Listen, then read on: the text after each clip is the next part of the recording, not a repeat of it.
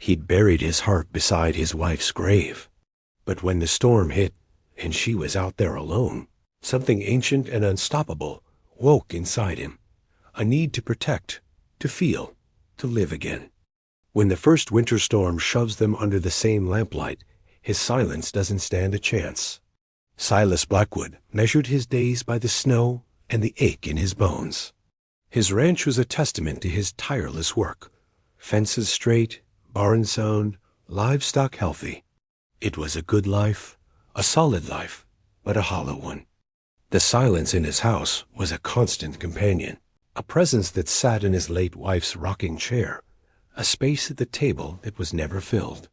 He was a widower, a man who had known the warmth of a home, and was now adrift in the cold mechanics of running a ranch alone. Then she arrived. Her name was Clara Mae Thompson, a woman who had bought the small, neglected plot bordering his west pasture. She came with little more than a determined set to her jaw, and a wagon that looked as tired as she did. She was not young, nor was she what the men in town would call a beauty. She was simply capable. And every evening, Silas found himself watching her from the quiet of his porch.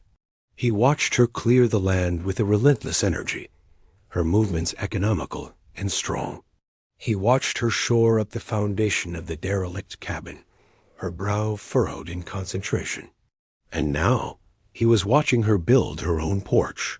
She worked with a saw and hammer as if born to them, her solitary figure a study in resilience against the vast, indifferent landscape. He watched her painting it, the brushstrokes even and sure. He told himself it was the curiosity of a neighbor, a simple assessment of the person who now lived beside him. But it was more than that. He was a man missing the warmth of a home, and he was watching a woman build one from nothing but grit and splinters. It was a quiet, painful sort of admiration he felt, a longing for the scent of sawdust and fresh paint to mean something more than just another chore. It was the longing for the simple presence of another soul, a steady light in a window where before there had been only darkness. The sky had been a searing, cloudless blue for weeks, the winter storm pressing down on the land like a physical weight. Then, in the space of an hour, the world changed. The horizon turned the color of a deep bruise, and a low, menacing rumble echoed from the distant mountains. Silas had seen storms like this before. They were fast, violent, and respected nothing. He secured his livestock in the barn, his movements practiced and unhurried, his eyes constantly scanning the bruised sky to the west, toward Clara's small, exposed cabin. He saw her struggling to get her horse, a skittish bay, into the lean-to she had built. The horse was wild-eyed, its ears pinned back as the wind began to whip across the plains, tearing at the grass. Just as she managed to get a rope around its neck, a fork of lightning split the sky, followed an instant later by a deafening crack of thunder. The horse screamed, a raw sound of pure terror. It reared, pulling the rope from her hands, and bolted. It ran blind, straight for the fence line that separated their properties. Silas was already moving before the sound of splintering wood reached him. He vaulted over his own porch railing, his long legs eating up the ground. He saw the horse stumble through the broken fence, its leg catching on the wire, and go down in a panicked, flailing heap. He reached the fence line just as Clara did. She was breathless, her face pale with fear for her animal. The horse was struggling, tangling itself further in the wire with every terrified movement. "Easy now," Silas said, his voice a low, calm rumble. It was the first time he had spoken more than a handful of words to her. He didn't look at her, his entire focus on the panicked animal. "He's caught bad." He pulled a pair of wire cutters from the leather pouch on his belt. He moved slowly, speaking to the horse in that same soothing tone. Clara watched, her hands clenched at her sides, feeling helpless. She saw the quiet competence in him, the gentle way he moved despite his size. He was not a man who wasted motion or words. He snipped the wires one by one, his hands working with a steady precision just inches from the horse's thrashing hooves. The first fat drops of rain began to fall, splattering in the dust. As soon as the last wire was cut, Silas took hold of the horse's bridle, his large hand a firm, reassuring anchor. "Easy, boy. You're all right." He ran his other hand down the horse's leg. It was a nasty cut, deep and bleeding, but the bone seemed intact. The rain came then, a sudden, blinding deluge. "We need to get him under cover," Silas said, finally looking at her. Her hair was plastered to her face, her dress soaked through. "And you, too." He helped her get the trembling, limping horse into her small lean-to. As he worked, gently cleaning the wound with a rag she provided, the storm unleashed its full fury. The wind howled, and the rain fell in solid, deafening sheets. It was impossible to see more than a few feet. "You can't go back in this," she said, her voice raised to be heard over the roar. "You'll have to wait it out." It was not a question. It was a statement of fact, proximity, forced by the violence of the sky. He looked from the horse to her small, sturdy cabin. The warm glow of a lamp was visible through the single window. He gave a slow nod. For the first time in 2 years, Silas Blackwood was about to take shelter in a home that was not his own. The inside of Clara's cabin was small, but it was not cramped. It was a space of neat, deliberate order. Everything had its place: a small stack of books on a crate, a row of jars on a shelf, a single quilt folded neatly on the narrow bed. The air smelled of fresh-cut pine, rain, and the faint, pleasant scent of the soap she used. It was the scent of a life being carefully, painstakingly built. It was a stark contrast to his own house, which was clean and functional, but held no such scent of life. His house smelled of old wood, dust, and the lingering loneliness of a man living with ghosts. Clara gave him a dry cloth to wipe his face and hair. Their fingers brushed as he took it from her, a brief, accidental contact that felt strangely significant to small, quiet space. She moved to the small cast-iron stove, her back to him. "I can make coffee," she offered, her voice a little stiff. "If you'd like." "Thank you," he said, his voice a low rumble. He sat at the small, rough-hewn table she had built, his large frame making the chair seem small. He felt clumsy, out of place, a bull in a china shop. He watched her as she worked, her movements efficient and graceful. She was a woman who was comfortable in her own solitude, and he felt like an intruder in it. The storm raged outside, a wild chorus of wind and rain, but inside the cabin a quiet peace began to settle. The only sounds were the hiss of the fire in the stove and the gentle clink of the coffee pot. When the coffee was ready, she poured 2 mugs and set one on the table in front of him. She sat opposite him, her hands wrapped around her own mug, as if for warmth. They drank in silence for a long time. It was not an awkward silence. It was a shared quiet, a truce with the storm and with each other. "The fence will need mending," he said finally, stating the obvious. "I'll help," she replied, her gaze steady. "It was my horse." "We'll do it together," he said, and the words felt like a promise. He looked around the cabin again, at the sturdy shelves she had put up, the tightly sealed window frames. "You do good work." It was a simple compliment, but it was spoken with a sincerity that made her look down at her hands. Her hands were not the soft, delicate hands of a town woman. They were capable, calloused, with short, clean nails. She had always been a little ashamed of them, but the way he said it, with that quiet admiration in his voice, made her feel a small, unfamiliar flicker of pride. He saw her work, not her gender. He saw her competence. The storm began to subside, its fury lessening to a steady, drumming rain. The immediate crisis was over, but something had begun. A shared task, a common purpose. He had been drawn into her small, carefully constructed world, and he found he was in no hurry to leave. Clara lay awake long after the storm had passed and Silas had gone home. The rain had softened to a gentle patter on the roof, a soothing sound that usually lulled her to sleep. But tonight, her mind was a whirl of thoughts. The cabin felt different now, larger and yet more intimate, as if the echo of his quiet presence still lingered in the air.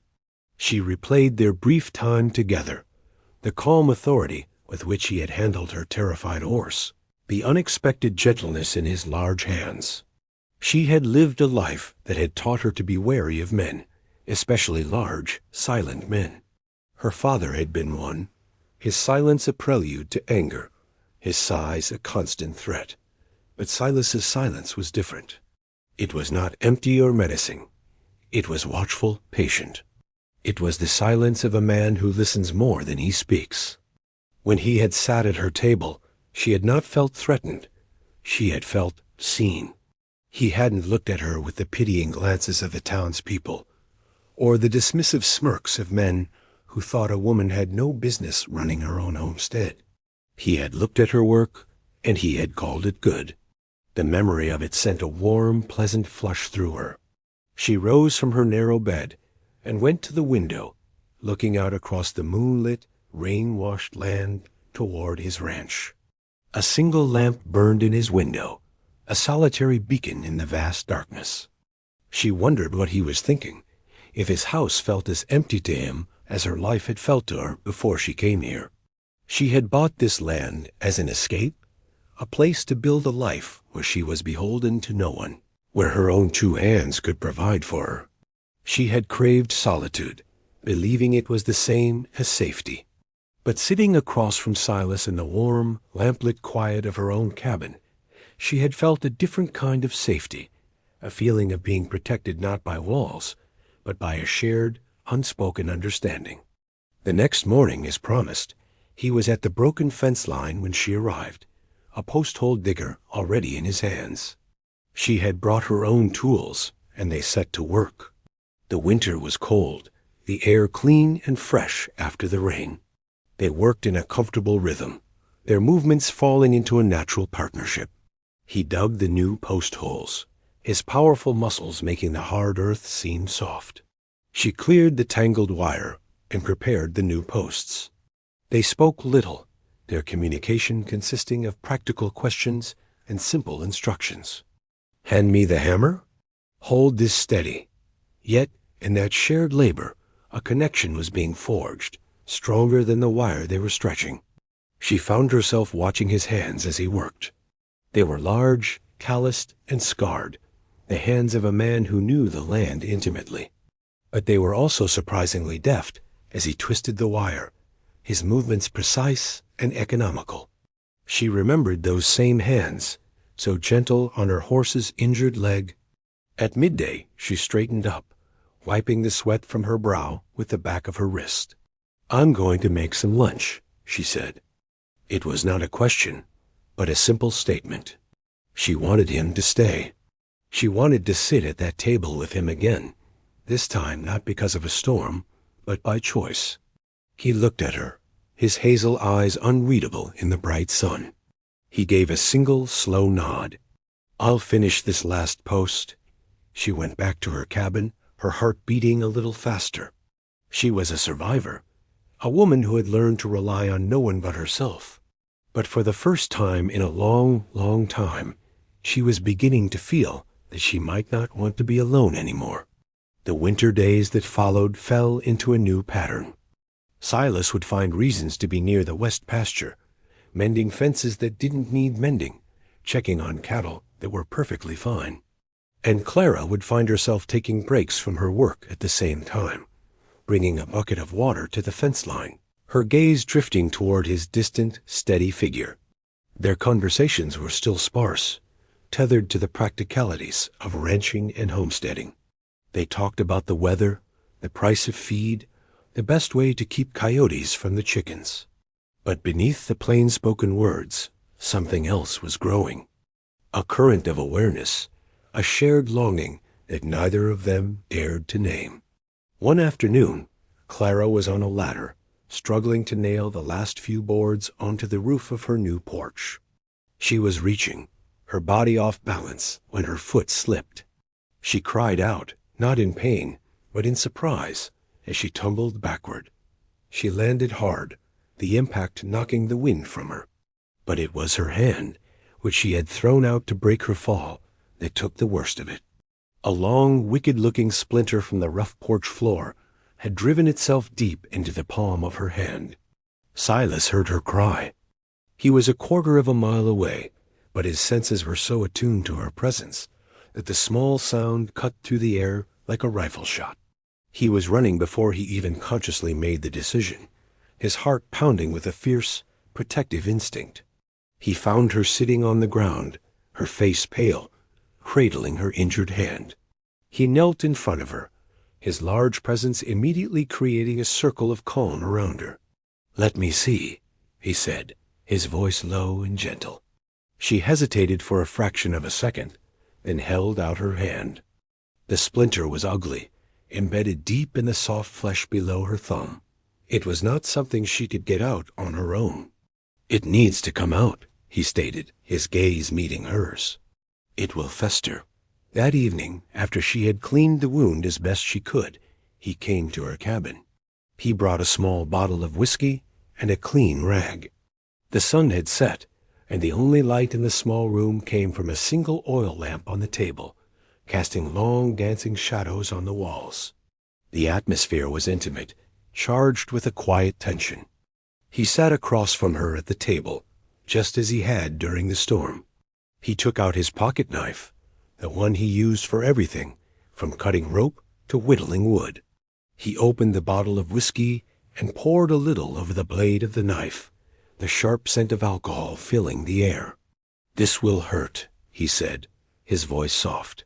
She nodded, her throat too tight to speak. He took her hand in his. His hand was warm and surprisingly gentle, his calloused fingers a stark contrast to the soft skin of her palm. He held her hand steady, his touch firm and reassuring. The world seemed to shrink to the small circle of lamplight, to the feeling of his hand holding hers, to the glint of the firelight on the steel blade of his knife. This was a chosen closeness, a moment of profound trust. She was placing her pain, her vulnerability, in his care, and he was accepting it with a solemn gentleness that was more intimate than a kiss. He worked with a surgeon's precision, his movements slow and deliberate. She flinched when the tip of the blade touched the raw flesh, and his thumb stroked the back of her hand in a small, comforting gesture. He said nothing, his entire focus on his task. Finally, with a last, careful movement, he worked the splinter free. He cleaned the wound with the whiskey-soaked rag as she hissed at the sharp, clean sting of it. He then wrapped her hand in a strip of clean cloth, his movements deft and sure. When he was finished, he did not immediately let go of her hand. He held it for a moment longer, his gaze fixed on the white bandage. "You are brave, Clara Mae," he whispered, his voice thick with an emotion he could not hide. He had called her by her full name, and the sound of it, spoken in his low, reverent voice, was a caress. The incident with the splinter marked another shift in the delicate balance between them. The physical barrier had been breached, not with passion, but with care. The memory of his gentle, competent hands holding hers lingered with Clara, a warm and pleasant echo. She found herself making excuses to see him, taking a pot of stew over to his house, under the pretense of having made too much, her heart beating a little faster as she knocked on his door. His house was as she had imagined, clean, Spartan, and achingly empty. It was the house of a man who was not living, but merely existing. Silas, in turn, found himself drawn to the light and life of her small homestead. He would stop by in the evenings, bringing her a piece of news from town or a bit of advice about her garden. He learned that her small, well-tended garden was her pride and joy, but that her tools were old and ill-suited for the work. They were heavy, clumsy tools meant for a man's larger frame. One afternoon, he went into his workshop, a place he had barely set foot in since Mary had passed. He opened a large wooden chest in the corner. Inside, nestled in a bed of old blankets, were his late wife's gardening tools. A hand trowel, a small rake, a weeder. The handles were worn smooth from her touch, the wood darkened with years of use. He had not been able to bring himself to touch them, to even look at them, for 2 years. Now he took them out, one by one. He ran a cloth over them, wiping away the thin layer of dust. He sharpened the edge of the trowel and oiled the wooden handles until they shone. He was not just cleaning tools. He was tending to a memory, and in doing so, preparing to make a new one. That evening, he walked over to Clara's cabin. She was on her porch, reading in the last of the fading light. He did not say a word. He simply walked up the steps and laid the set of tools on the porch railing beside her. A gift given as a quiet act of devotion. Clara looked from the tools to his face. She recognized the quality of them, the care that had been taken with them. They were not new. They had a history. She understood, without him having to say a word, that these tools had belonged to his wife. She felt a lump form in her throat. For him to give her these, to trust her with something so precious, so full of memory. It was a gesture of profound significance. It was an invitation into his past, into his grief, into his life. "Silas," she began, her voice a whisper. He just shook his head slightly, a gesture that was both shy and resolute. "They should be used," he said, his voice a low rumble. He did not stay. He turned and walked back to his own silent house, leaving her with the weight of his gift and the unspoken feelings that came with it. Clara picked up the small hand trowel. The wooden handle was smooth and warm, fitting perfectly in her palm. It felt like a continuation, not a replacement. She was not taking another woman's place. She was simply a woman, tending a garden, next to a man who was slowly, carefully, beginning to tend to his own heart again. The longing he felt was no longer just for the warmth of a home, but for the warmth of her home, for the quiet peace of her presence. The arrival of Mr. Alistair Sterling was as unwelcome as a summer hailstorm. He was the wealthiest rancher in the county, a man who had built his empire by buying up smaller homesteads, often through methods that bordered on coercion. He was a predator who saw the land not as something to be nurtured, but as something to be conquered and consumed. He had wanted Clara's plot for months, its location a key piece in his plan to control the valley's water rights. He saw her not as a person, but as an obstacle, a temporary nuisance to be removed. He rode up to her cabin one afternoon on a magnificent black stallion that was as arrogant as its owner. Sterling was a handsome man in a cruel, sharp-edged way, dressed in expensive, tailored clothes that were out of place in the dusty landscape. He dismounted and strode onto her newly painted porch without so much as a "by your leave," his polished boots loud on the wooden planks. "Miss Thompson," he said, his voice smooth but laced with an undercurrent of impatience. He did not introduce himself. He assumed she knew who he was. "I've come to repeat my generous offer for this property." He gestured dismissively at her cabin, his gaze sweeping over her hard work with open contempt. "It is not for sale, Mr. Sterling," Clara said, her voice steady. She had been warned about him in town.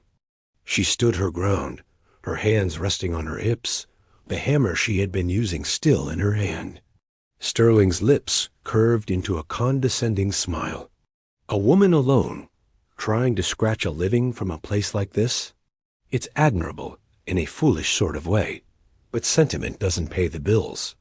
I am offering you more than this land is worth. Enough for you to go back to wherever you came from and live comfortably." The implication was clear. She did not belong here. This was a man's world, and she was trespassing. "I am quite comfortable here," she replied, her chin lifting. "This is my home." Sterling's smile vanished, replaced by a flicker of irritation. "Let's be plain, Miss Thompson. You are a problem. Your claim is holding up my expansion. I will have this land. You can sell it to me for a fair price, or you can find that life here becomes difficult. Fences break, wells run dry. Accidents happen. It was a thinly veiled threat, a casual cruelty of a man who was used to getting his own way. Clara's heart hammered against her ribs, but she would not let him see her fear. She met his cold, reptilian gaze without flinching. From his own property, Silas saw the encounter. He had been repairing the very fence they had mended together, and he had seen Sterling's approach. He could not hear the words, but he could read the body language. He saw Sterling's arrogant posture, the way he invaded her space. He saw Clara's rigid stance, her defiance. A slow, cold anger began to burn in Silas's gut.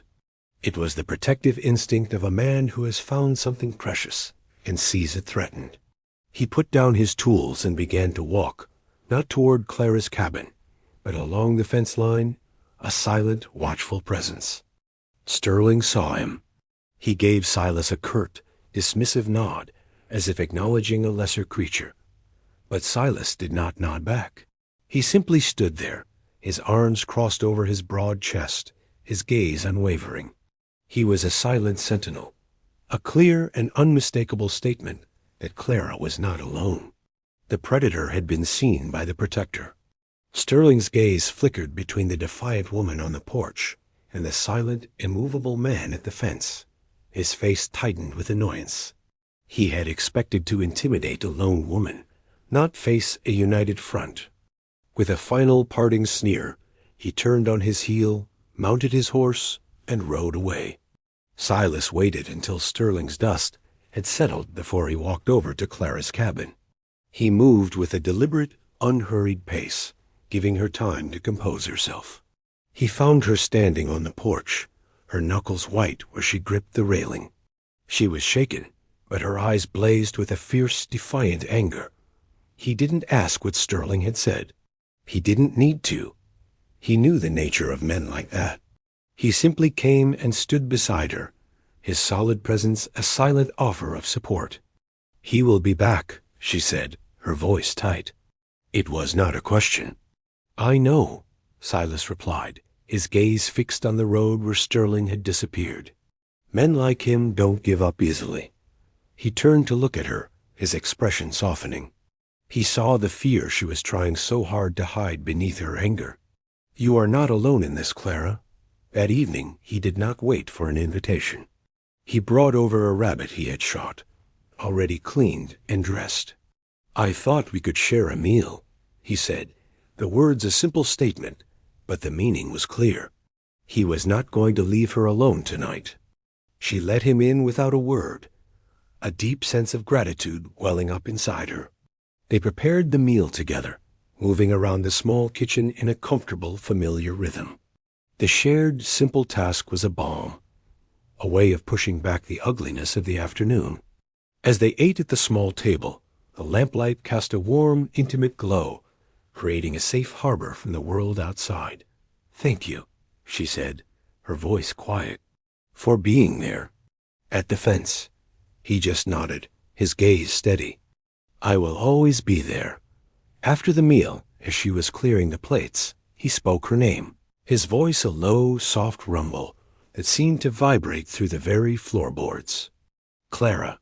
She turned, her heart giving a little lurch. He had stood up and was now standing by the mantelpiece. He was looking at a small framed photograph she kept there, a faded image of her parents. "You have your mother's eyes," he said. He had noticed. In the midst of the tension and the threat, he had seen something small, something personal about her. He saw her not just as a homesteader, a neighbor, or a victim of Sterling's greed. He saw her as a daughter, a woman with a history, a person. She felt her carefully constructed walls of self-reliance begin to crumble, not from a threat, but from the profound, disarming power of his quiet, steady attention. He was not just a protector of her land. He was becoming the keeper of her heart. The pressure from Sterling began subtly, a campaign of 1,000 small cuts designed to wear her down. A delivery of seed she had ordered from town never arrived. The small ditch that diverted water from a stream to her garden was suddenly blocked by a natural rockfall, leaving her plants to wither in the sun. Her chickens grew agitated, frightened by something in the night that left no tracks but a lingering sense of menace. Clara knew it was Sterling's work. There was no proof, nothing she could take to the sheriff, who was known to be in Sterling's pocket anyway. It was a war of attrition, and she was feeling its toll. She worked from sunup to sundown, her body aching with exhaustion, her spirit frayed by the constant low-grade anxiety. One evening, Silas found her by the blocked ditch, her shoulders slumped in defeat. She had been working for hours with a shovel and a pry bar, trying to move a boulder that was too heavy for one person. He came and stood beside her, looking at the deliberate way the rocks had been piled. "This was no rockfall," he said, his voice flat and cold. Without another word, he took the pry bar from her. His muscles bunched under his work shirt as he found a leverage point. With a great, grunting heave, the boulder shifted, then rolled aside, and the water began to flow again, a blessed, gurgling sound in the quiet evening. He worked for an hour, clearing the rest of the debris, until the ditch was running clear and deep once more. Clara sat on the bank and watched him, a wave of exhaustion and gratitude so profound it brought tears to her eyes. He was her ally, her protector, her friend. He was becoming her everything. That night, he did not leave. He stayed and shared a meal of bread and cheese, the only thing she had the energy to prepare. The cabin was filled with a heavy silence, the weight of their unspoken feelings, the shadow of Sterling's threat. After they had eaten, Silas looked at her, his face serious in the lamplight. "This is my fault," he said, his voice rough with self-reproach. "Sterling wants this land because it borders mine. He sees you as an extension of me, a vulnerability." He looked down at his hands. "I never should have. I have brought this trouble to your door." Clara stared at him, her heart aching at the pain in his voice. He was blaming himself for another man's wickedness. "No," she said, her voice fierce. "This is not your fault, Silas. This is his fault, his greed. The only thing you have brought to my door is kindness." He looked up, his eyes dark with a turmoil of emotions. "I came to this valley to be alone," he confessed, the words torn from him. "After Mary, the silence was all I had. I thought it was all I wanted." He took a breath, his gaze holding hers. "Then you came. You built a home next to my silence. You filled the quiet. Now, I don't want the quiet back, Clara. I can't go back to it." It was a confession, raw and honest.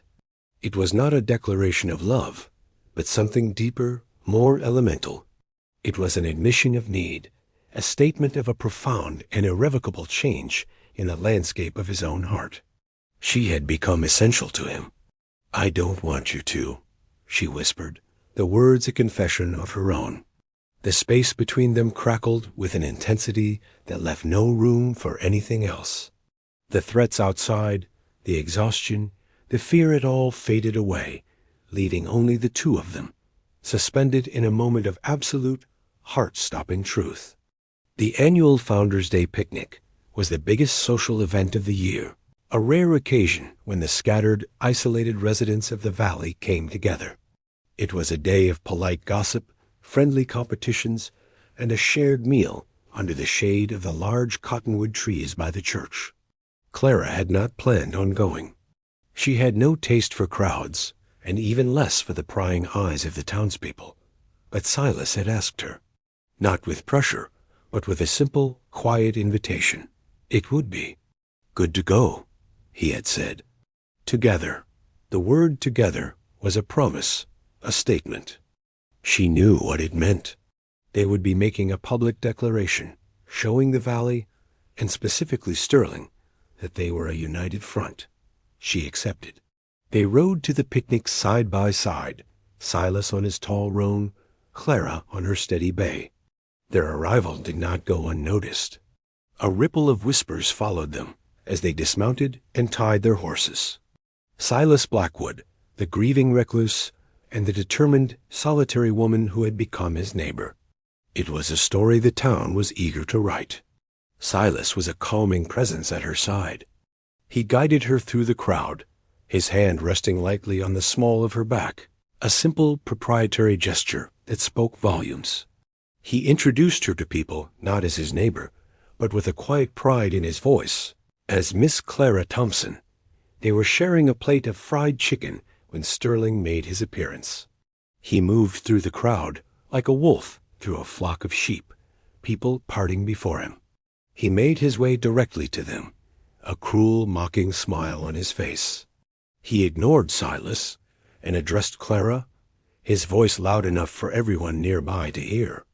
"Well, Miss Thompson," he drawled, "it's a surprise to see you enjoying such frivolous pursuits.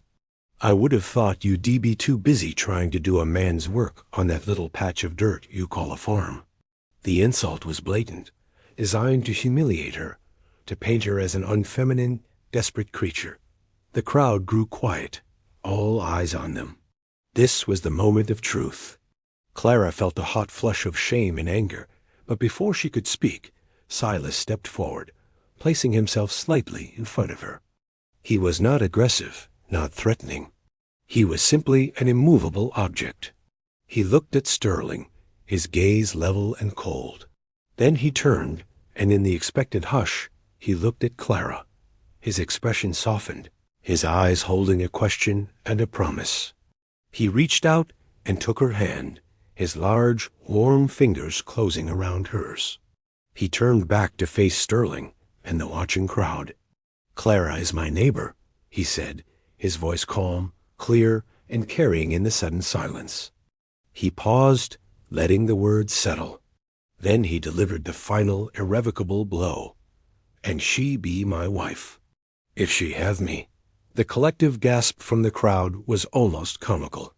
He had not just defended her. He had chosen her, openly, publicly, and unconditionally. He had laid his own name, his own reputation, his own heart, at her feet as a shield. He had not looked at her for her answer. He had stated his intention as a fact, a truth he held to be self-evident. The choice was made. He had taken her hand, and he was not letting go. The ride home from the picnic was a long, quiet journey through the deepening twilight. The bold, public declaration still hung in the air between them, shimmering with the weight of its implications. Silas had not spoken of it again, had not pushed for an answer. He simply rode beside her, his presence a steady, reassuring comfort. Clara's mind was a maelstrom. She replayed the scene over and over. The shock on Sterling's face, the murmuring of the crowd, the incredible, unshakable feeling of Silas's hand holding hers. No one had ever stood for her like that. No one had ever risked their own standing to protect hers. He had offered her not just his protection, but his name, his future, his life. Back at her cabin, he dismounted and helped her down, his hands lingering at her waist for a moment longer than necessary. In the soft light from her window, he could see the turmoil in her eyes. "I meant it, Clara," he said, his voice a low, serious rumble. "Every word." "I know," she whispered. He did not press her. He understood that his public proposal, born of a protective instinct, had put her on the spot. He would not cage her with an immediate demand for an answer. He respected her and her choice. Too much for that. "I will see you in the morning," he said, and with a gentle touch to her arm, he turned and led their horses toward his barn. Inside her cabin, Clara sank into a chair, her body trembling with the emotional exhaustion of the day. The room felt both safe and charged with a terrifying, wonderful new energy. He wanted to marry her. He had said it in front of the whole world. The aftercare was in his patience, in his giving her the space to process what had happened. It was in his quiet understanding that a choice of this magnitude could not be rushed. He did not want an answer born of gratitude or pressure. He wanted her free and willing choice. She sat in the quiet of her lamplit home for a long time, the home she had built with her own two hands. She had come here seeking solitude, a place where she could be her own person, beholden to no one. But with Silas, she had found something more precious than solitude. She had found a partnership. He did not want to diminish her, to absorb her into his life. He wanted to stand beside her, to build something new together. An hour later, she saw the light in his window go out. She knew he would be lying in his own empty house, waiting, wondering. She picked up her lamp, opened her door, and walked across the darkened field that separated their homes. She did not knock. She simply walked up onto his porch and stood there, the lamplight creating a warm, golden halo around her. He opened the door almost immediately, as if he had been waiting just behind it. He was shirtless, his broad chest and shoulders sculpted by years of hard labor, looking powerful and vulnerable in the moonlight. He said nothing, his eyes asking the question his lips would not. She didn't need words either. She simply stepped forward, into his house, and raised her free hand to touch his cheek. Her touch was her answer. It was her vow. It was her yes. The next morning, the sun rose on a world that felt fundamentally changed. The air was crisper, the colors of the landscape more vibrant. Silas woke in his own bed, but for the first time in 2 years, the house did not feel empty. The memory of Clara's presence, the quiet, momentous way she had walked into his home and into his life the night before, filled every corner. It was a new beginning, a promise taking root in the fertile ground of their shared solitude. He found her in his kitchen, a place that had been so silent and joyless for so long. She was standing by the stove, a faint, shy smile on her face, a pot of coffee already brewing. The scent filled the house, a rich, comforting aroma that was the very essence of home. He came and stood behind her, his hands coming to rest on her shoulders, his chin resting on the top of her head. She leaned back against him, a simple, trusting gesture that spoke of a deep and settled peace. They did not speak of the future in grand terms, of weddings or ceremonies. Their promises were quieter, more tangible, rooted in the soil of their daily lives. After breakfast, he took her to his workshop, the place where he had prepared his wife's tools for her. It was a dusty, masculine space, filled with the scent of sawdust, oil, and old leather. He led her to a large, cluttered workbench. "My father built this bench," he said, his voice a low rumble. "He taught me how to work wood here. My wife, Mary. She used to keep her seed packets in this drawer." He pulled open a small, shallow drawer. It was empty. He was not just sharing a space. He was sharing his history, his grief, his heart. He was making room for her, not just in his house, but in the deepest parts of his life. "There's room on this bench for your tools, too," he said, looking at her, his hazel eyes soft and full of a quiet, steady love. "If you'd like." Later that day, he came to her cabin. He was not carrying flowers or a ring. He was carrying his toolbox. She was on her porch, sanding a rough edge on one of the railings. She looked up and smiled as he approached. He set his toolbox down beside her own. "I thought we could finish this porch," he said, his voice a quiet invitation. "Together."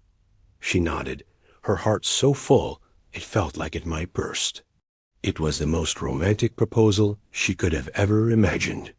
It was a promise of a shared future, of a life to be built side by side, board by board, nail by nail. The story of their love would not be written in flowery letters, but in the sturdy lines of a well-built home. The stoic protector had found his belonging. The resilient survivor had found her safe harbor. Their future was sealed not with a kiss, but with the simple, satisfying sound of 2 hammers, rising and falling in a steady, harmonious rhythm.